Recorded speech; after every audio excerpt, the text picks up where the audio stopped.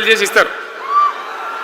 జీవన్ రెడ్డి గారు బీఆర్ఎస్లో చేరితే ఎట్లా ఉంటుంది ఏం కథ అని ఒక ఇద్దరు ముగ్గురు వచ్చి సర్వేలు చేసింది.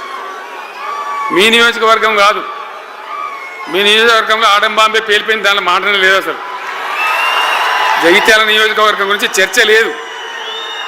కానీ వాళ్ళు ఏం చెప్పినా సర్వే వాళ్ళు పక్కనున్న సొప్పదండి కావచ్చు, ధర్మపురి కావచ్చు, మేరిట్ల కొట్టుపల్లి కావచ్చు, ఇంకా చాలా కాన్స్టిట్యున్సీలు కావచ్చు, చాలా ప్రభావం ఉంటుంది జీవన్ రెడ్డి గారిది. ఒక అద్భుతమైనటువంటి దీంతో రాజకీయమైన ఇది వస్తుందని చెప్పి వాళ్ళు సర్వే చేసి చెప్పినారు.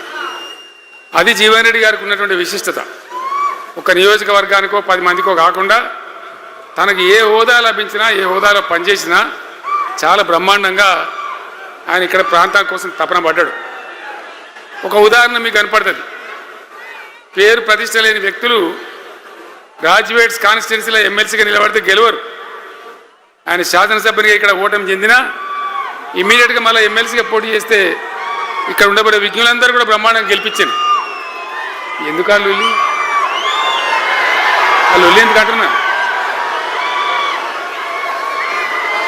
అట్లా కాదు కదా. ఇక్కడ నేను మొత్తుకుంటున్నా, అక్కడ నువ్వు మొత్తుకుంటున్నావు, అర్థమవుతుందా?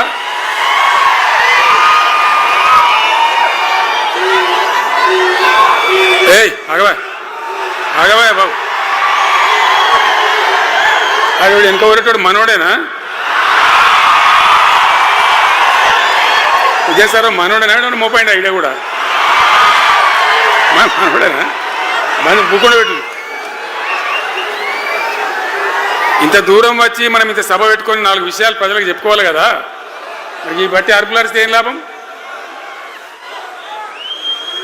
సో అట్లా జీవన్ రెడ్డి గారు తన రాజకీయ ప్రస్థానాన్ని ఒక సమితి ప్రెసిడెంట్గా ప్రారంభించి ప్రజా సమస్యల మీద పోరాటం చేసి సివిల్ లిబర్టీస్లో కూడా అడ్వకేట్గా నాడు ఎంతోమందికి పౌర హక్కుల సంఘానికి కూడా మద్దతు ఇచ్చి అచ్చమైన నికార్సైనటువంటి ప్రజా కార్యకర్త నిరూపించుకొని అంచెలంచెలుగా ఎదిగి ఇంతకుముందే ఆయన చెప్పినట్టుగా అనేకమైనటువంటి పదవులు ఆయన చూసినాడు. పదవులైన కొత్త కాదు, బ్రహ్మాండంగా శాసనసభ్యుని గెలవడం, మంత్రి పదవులు అలంకరించడం, అనేక రంగాలలో అనేక రకాలుగా పనిచేయడం అంతా కూడా మీకు తెలుసు. నేను కొత్తగా చెప్పే అవసరం లేదు. నేను ఒక్కటే మాట మీకు మనవి చేస్తా ఉన్నా. జీవన్ రెడ్డి గారు నేను మొన్న కలిసినప్పుడు ఒక మాట అనుకున్నాం. మేము ఎట్లా ముందుకు పనిచేద్దాం ఏంది, మేమిద్దరం మూలకోలం అనుకొని ఒక కుటుంబంలో అన్నదమ్ములాగా పనిచేద్దామని చెప్పిన నేను.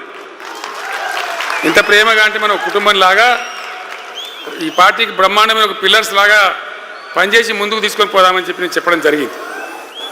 ఈరోజు పార్టీలో వారు చేరిన వెంటనే చాలా బ్రహ్మాండమైనటువంటి మనకు ఒక ఊపు వస్తూ ఉంది.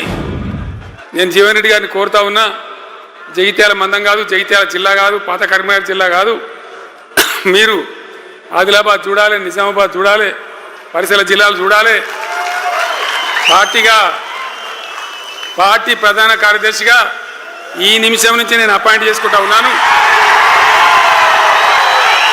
బ్రహ్మాండంగా ఈ ప్రాంతం అంతా కూడా మీ సేవలు అవసరం ఉన్నాయి పార్టీకి.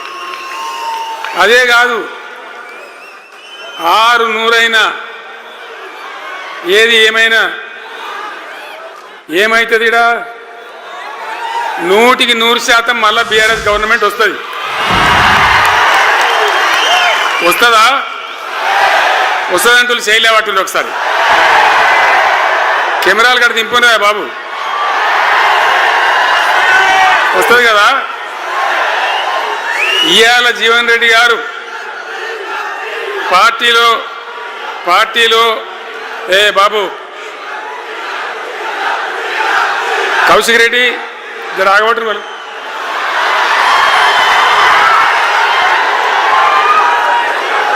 పార్టీలో పనిచేసి పార్టీ కోసం సేవ చేయడమే కాదు, రేపు భవిష్యత్తులో బీఆర్ఎస్ గవర్నమెంట్ ఏర్పడిన తర్వాత కూడా బ్రహ్మాండమైన పదవిలో ఆయన అద్భుతమైన సేవలు మీ జిల్లా మొత్తానికి అందించబోతాడు. తెలంగాణ రాష్ట్రానికే ఆయన సేవలు అందించబోతాడు. ఇది నా మాట, కేసీఆర్ మాట అని నేను జగిత్యాల గడ్డ మీద చెప్తా ఉన్నా. నేను ఎక్కడన్నా మాట ఇచ్చినంటే తప్పలే. కాబట్టి జీవన్ రెడ్డి గారిని మీరు జగిత్యాల మందం మీరు యుద్ధం చేయాలి. యుద్ధం చేసేదానికి ఆయన ముఖాబిలా మనిషే లేడీడా, మీరు సరిపోతారు.